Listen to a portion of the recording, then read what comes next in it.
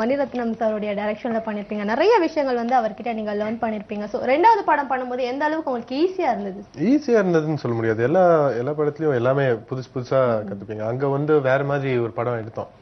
ஒரு இன்டென்ஸான படம் எடுத்தோம்.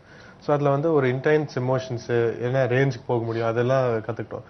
அதே மாதிரி அந்த ரேஞ்ச் வந்து கொஞ்சம் இங்க வந்து கம்மி பண்ணி அந்த கரெக்ட் லெவலுக்கு கொடுக்கறதுக்கு புதுசா கத்துக்கிட்டு இருந்தேன். ஸோ எல்லா டைரக்டர் சார் வந்து அப்பப்போ வந்து சொல்றாரு, கௌதம் இது இவ்வளோ பண்ணாத, இவ்வளோ பண்ணு, இல்லாட்டி கம்மி பண்ணனா இன்னும் கொஞ்சம் அப்படின்னு பண்ண. ஸோ புதுசா இருந்துச்சு. அது ஒன்றும் கண்டிப்பா அந்த எக்ஸ்பீரியன்ஸ் இங்க ஹெல்ப் ஆகுது. ஆனா இதுவும் புதுசா தான் இருந்துச்சு.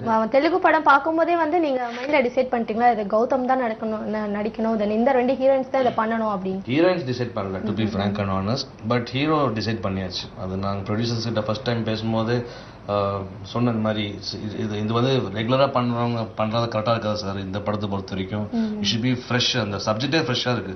So we need somebody budding artist தான் நமக்கு தேவை அப்படின் போது ஃபர்ஸ்ட் அந்த கால் எடுத்தோம். கௌதம் சார் தான் பண்ணணும் அந்த படத்தை பொறுத்த வரைக்கும் அப்படின்னு சொல்லிட்டு அந்த மாதிரி தான் ஸ்டார்ட் பண்ணியாச்சு.